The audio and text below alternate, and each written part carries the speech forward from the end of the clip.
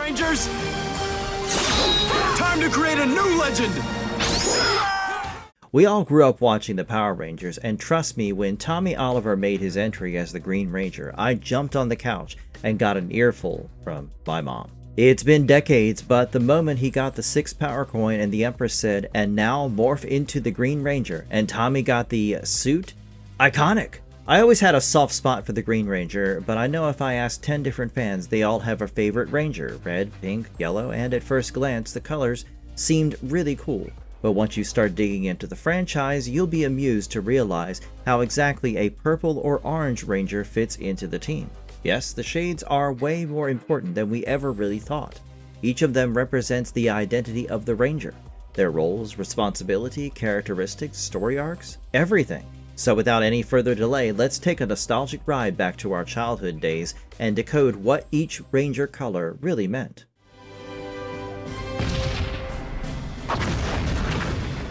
Red Ranger. Of course, I had to start with the Red Ranger because no one gives off main character energy as strongly as a Red Ranger.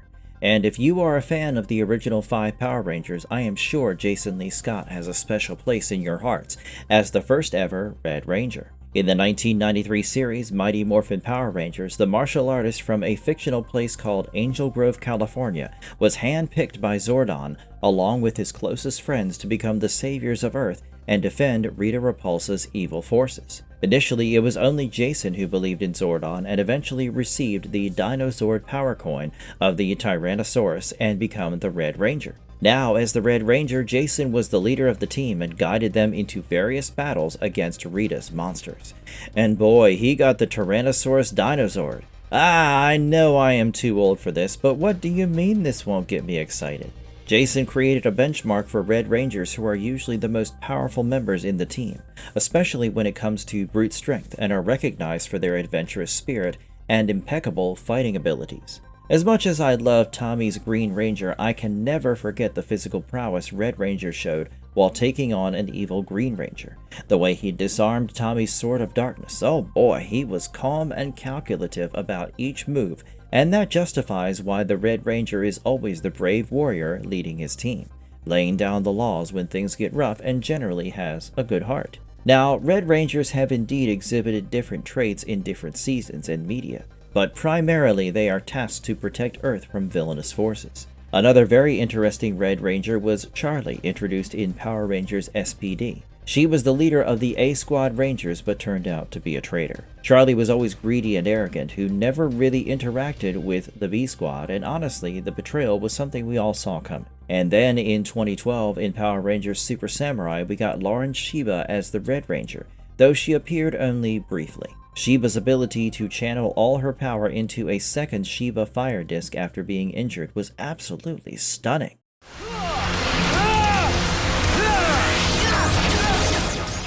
Blue Ranger. Blue Rangers are basically like the hand of the king to the Red Rangers. They are second in command and usually known for supporting the team through their unique inventions or technical knowledge. True to their color, Blue Rangers are mostly calm and composed during tense battles and can be trusted to devise good strategies. Them being the brain of the group started with Billy Cranston but continued in the following iteration. For example, in issue 17 of Mighty Morphin Power Rangers, we can see Billy updating his team about tornadoes and weather conditions, and warning them about the temperature differences that could cause instability. Now, just because they are more on the nerdy side does not mean that they cannot fight. You bet they can throw down when the time comes. Remember Power Rangers Lightspeed Rescue of 2000? The blue Lightspeed Ranger was portrayed by Michael Chacharantabut, who was a stuntman and martial artist in real life. Dude, he was a force to reckon with in hand-to-hand combat. In the episode titled The Chosen Path, Chad went against a demon monster, Cyclopter. Basically, Chad's sensei, Mr. Tamashiro, was not happy that he left his training to become a part of the Lightspeed Rescue Team and thought it would be a waste of his potential. But of course, he proved him wrong.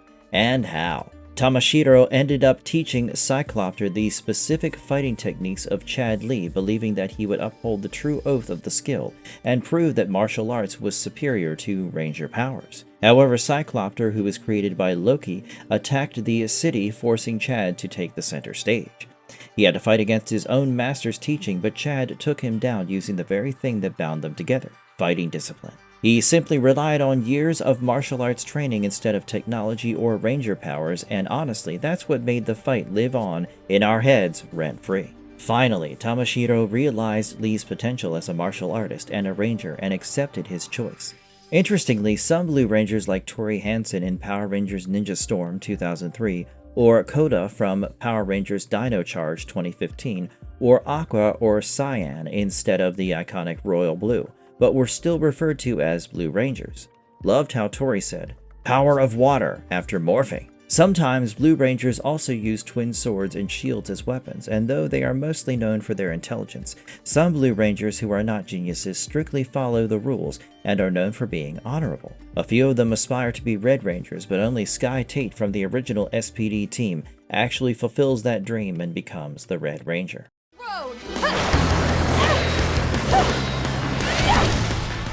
Pink Ranger. Okay, it sounds a little stereotyping in hindsight, but most of the Pink Rangers were known for their precision and the ability to be an anchor to the team as against the aggressive fighting styles of the Red or Black Ranger. They would often support the group emotionally by bringing empathy and a sense of balance whenever things started falling apart. Traditionally, Pink Rangers specialized in ranged combat, and the power bow was one of their most iconic weapons. Now, what exactly was this ability? See, most other Power Rangers employed close-range weapons during a fight, but the Pink Ranger could use the accuracy of a power bow to strike from a distance and control the battlefield. This was especially handy when facing multiple opponents, but once again it established that the Pink Rangers relied on accuracy and strategies instead of raw power. One memorable moment was when the OG Pink Ranger, Kimberly Ann Hart, used the power bow in the teamwork episode of Mighty Morphin Power Rangers. It looked like a simple bow and arrow till it wasn't, and we realized that it can act as a blade too. But hey, don't think that the Pink Rangers were weak in any way. Time and again they have shown that they can fight and lead when the situation demands it. One of my personal favorites was Jen Scott's Pink Time Force Ranger from Power Rangers Time Force. There was this episode, The End of Time Part 3, and oh god, Jen proved how well a Pink Ranger could fight. She fought with the other members in the final confrontation against Ransik. After the first leap and crash against Ransik, the Pink Ranger changed to her normal form, but Jen did not give up. She threatened Ransik, and those "I promise to do it" words, they sounded like an oath. In the end, Scott and the Power Rangers managed to win against him. And the good thing is, modern Pink Rangers have upheld this tradition. Rather, they took it a notch higher. I guess you have already got the hint where I am going with this. Amelia Jones. Yes, this Pink Ranger from Power Rangers Dino Fury was so damn efficient and determined that after Zato stepped down as the leader, she took up the mantle of the Red Ranger during Power Rangers Cosmic Fury. Pink Rangers like Amelia's journey proves that they can be both compassionate and also make a powerful team leader. No wonder we often consider them to be the heart of the team.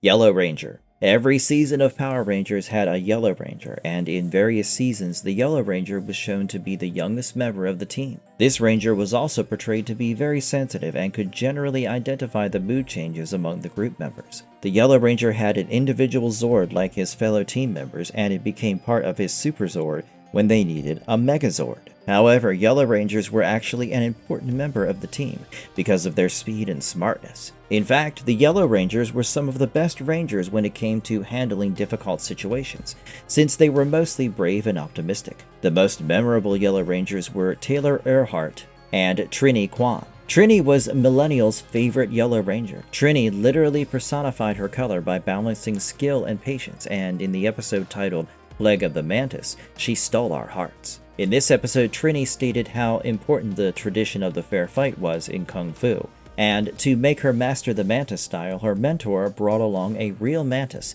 and put it in her gym bag without even asking. Yeah, it was a what the moment. Trini realized that she still had a lot to learn after discovering the mantis, and when she went to practice in the park, she felt something, and there it was. the real Mantis monster. She instructed Zordon to alert other Rangers, but come on, we all knew she was going to take on the Mantis all by herself. I know Trini could not win the battle all by herself, but she did a whole lot of flips and jumps, and it actually felt good to see the Yellow Ranger get the much-deserved spotlight. After she failed in the first fight, Trini beat herself up, but once again she had the chance to confront the Mantis monster in a quarry, and finally she managed to drive some fatal blows, including 2 blows to the belly, 3 kicks, and a dagger slash on the torso. The other Rangers arrived on the scene, but even amidst the chaos, Trini managed to keep cool and walk the others through the Mantis' techniques, which ultimately helped them to overthrow the creature. However, usually Yellow Rangers preferred to assess the fights from outside before engaging in the battle, and their cleverness was just second to the Blue Rangers. Most of the time, they were also responsible for maintenance and taking care of Zord. Fury Smash! Black Ranger. The original plan for the Black Rangers was to make them the second in command to the Red Ranger. I mean, I can see the logic behind it. Yes, they are sometimes edgy, but the Black Rangers are kick-ass fighters, especially when it comes to hand-to-hand combat. They are also stylish, and Zack Taylor proved that over and over again. The way he brought together his dance moves in martial arts and created a very unique and personalized style that became the sign of Black Ranger's strength. Speaking of strength, when Tommy Oliver donned the Black Ranger suit to train the Dino Thunder Rangers, the might of these Rangers was portrayed all over again. See, I really like Tommy and his sass, but Zack? Oh boy, he is the Black Ranger for me. Remember the episode where he said, "I gave up on Angela a long time ago," and went on to show off those moves while hitting the punching bag? Yeah, Zack was funny and formidable, because he literally left the date to fight Goatan, a monster who could manipulate storms, and taught him a lesson. That combination did wonders. That being said, I was also a fan of Adam Park, the Black Ninja Power Ranger. He was the second Black Ranger of the modern phase of the Mighty Morphin Power Rangers. He replaced Zack when the latter went as an ambassador to Switzerland to the World Peace Conference. And when Zordon selected him, he said, "Thank you, Zordon, I won't let you down." And he actually never let him down. I'll be honest, initially I was not convinced with Adam taking Zack's place, but he cemented his legacy over a decade later, returning as an adult alongside a team of veteran Rangers, dubbed the Retro Rangers, to help take down Thrax, the son of Rita Repulsa, and Lord Zed in Operation Overdrive. That's when I realized he was a worthy successor of Zack. Adam sure as hell knew how to make an entry, because this stunt? Whoa!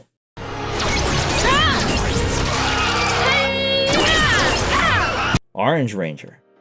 This was a pretty interesting choice. I'm not sure whether introducing the Orange Ranger encouraged children to have more of the fruit, but it sure as hell did work on my younger brother, who never refused oranges, believing he might be summoned by Zordon one day. And yeah, we all played along. As of yet, we have seen only one official Orange Ranger, and the monopoly is held by Fern of the Power Rangers Cosmic Fury, making it one of the rarest colors among Rangers. We first met Fern as a rival of Izzy, the Dino Fury Green Ranger, but over time their romance bloomed, and in episode 6 titled Take Off, Fern used a spare cosmic morpher to rescue Solon, the team's mentor, from alien scuttleworms. Once she freed Solon, they got attacked, and when she tried to help an injured Solon, there was a reaction, and Fern transformed into the Orange Ranger. Fern's metamorphosis was indeed exciting, but truth be told, as an Orange Ranger, she did not really have some great feats in the franchise, and is arguably the one who was given the least spotlight. Now, Boom was also an Orange Ranger in SPD, but that was only in a dream sequence, and we had another one in Beyond the Grid comics. Don't get me wrong, Fern as the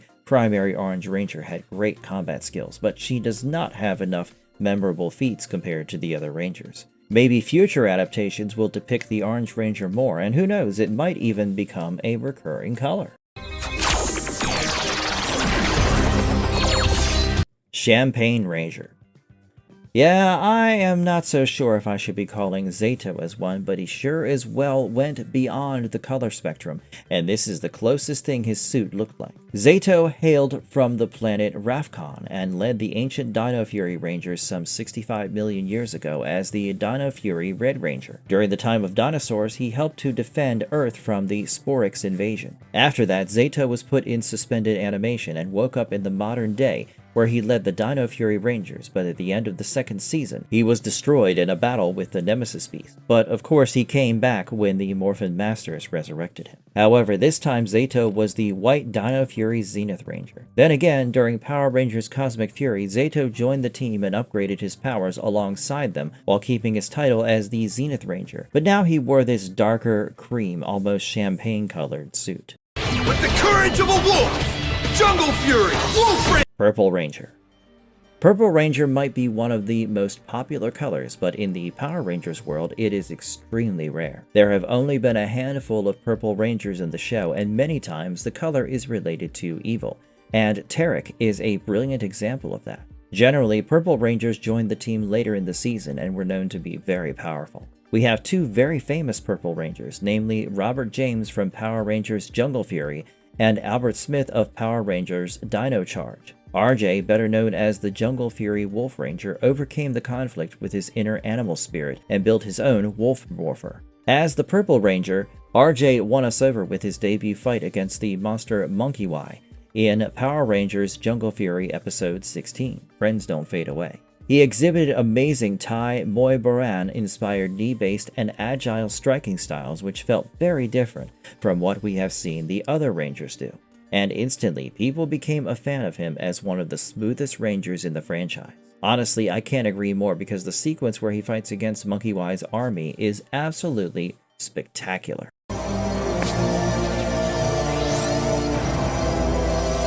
White Ranger. Often portrayed as noble warriors, White Rangers typically wielded a sword or shield, and sometimes both. They were celebrated for their exceptional strength, and in fact, when the first White Ranger debuted, which basically marked Tommy Oliver's return after his Green Ranger powers were drained, he was presented as one of the most powerful Rangers the franchise had seen till then. But then again, White Rangers were not exactly common, and many times they were shown starting off as antagonists, or mentors rather than an active member of the team. Apart from Tommy, Trent Fernandez too fought against the Power Rangers before finally joining them. However, even after this, some White Rangers were portrayed as gullible to manipulation. Now here's another interesting thing about White Rangers. The color was often associated with ascendancy to a higher level. Take Tommy or even Zato for example. I'm sure you got the point by now. The color almost completely disappeared from the franchise. When the team upgraded their powers in Power Rangers Zeo, Tommy became the Red Zeo Ranger instead of returning as White. The same thing happened in Turbo, where he continued as Red Ranger before ultimately leaving the team. And then seasons like Lost Galaxy, Lightspeed Rescue, and Time Force introduced new teams with different color lineups, but we did not get another White Ranger. White was absent from the main Ranger teams for roughly 6 years, and the color returned only when Alyssa and Relay became a White Ranger in Wild Force. Howling Wolf! Silver Ranger. Yeah, when I already started talking about White, how far could Silver Ranger be? In Power Rangers Space, a 6th Ranger was created, and that's how we got our very first Silver Ranger, Zane. Zane became the Silver Ranger along with his best friend, Andros, who was the Red Space Ranger. There was even a brief period of time when Zane became the Psycho Silver in a few episodes, before returning to his traditional Silver Ranger form. Silver Rangers usually had powers on a whole different level compared to other Rangers, and this color had seen some of the greatest combatants in the Power Rangers universe, of whom Merrick Balaton from Power Rangers Wild Force is my favorite. For starters, he had a very interesting and frankly tragic backstory. 3,000 years ago, Merrick put on a cursed wolf mask because he needed power to defeat the original Master Org. Now, though he was successful, the mask began possessing him and ultimately transformed him into an evil Duke Org, Zen Aku. Merrick was unable to free himself from the curse, and his allies sealed him as well as Zen Aku inside a stone coffin where he remained trapped for thousands of years. However, in the modern era, he was accidentally released after the Wild Force Rangers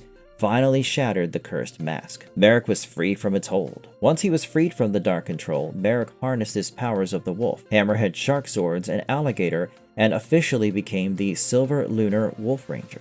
I can never forget the moment when Merrick finally faced Zen Aku. The Wild Force Rangers struggled against the powerful Org General, but were getting overwhelmed, and Merrick stepped in to deal with his greatest enemy. Trust me, he took payback a notch higher. Zord? Yeah, huge fan of that.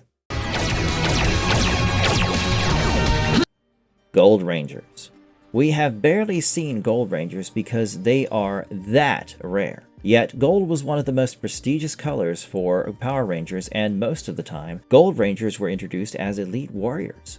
And of course, their abilities put them high up in the ranks of the Rangers. There's one name that always pops up in mind when we say Gold Ranger. Jason Lee Scott from Power Rangers Zeo. Jason returned as the Gold Zeo Ranger to replace the original one, Trey of Triforia. After Trey was wounded, he split his energy and transferred the golden energy to Jason, who returned to Angel Grove to join his friends in the fight against the Machine Empire. What an iconic moment this was, oh boy. There's another Gold Ranger that I really like, and it's none other than Antonio Garcia. He was fast, like really fast. I can never forget the speed slash moments. Gold Rangers were also typically shown as honorable and dependable heroes who tend to be a source of inspiration. They usually become the sixth member of the team and often carried a boomerang-themed weapon as their main arsenal. But hey, their late introduction into the team has nothing to do with the amount of respect they command, because Gold Rangers were often hailed to be as important as the team's leader. However, there have been instances where their immense strength is balanced by a personal limitation, lest they overshadow the rest of the members. Now it's our turn. Navy Blue Rangers.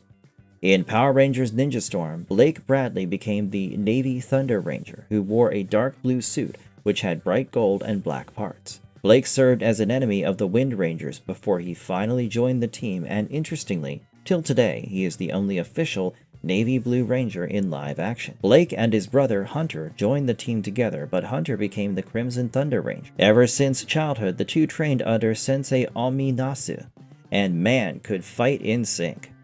Even after they joined the Wind Rangers, Blake matched Hunter's speed and combat skills and proved that he belonged among Ninja Storm's strongest Rangers, rather than merely serving as Hunter's partner. I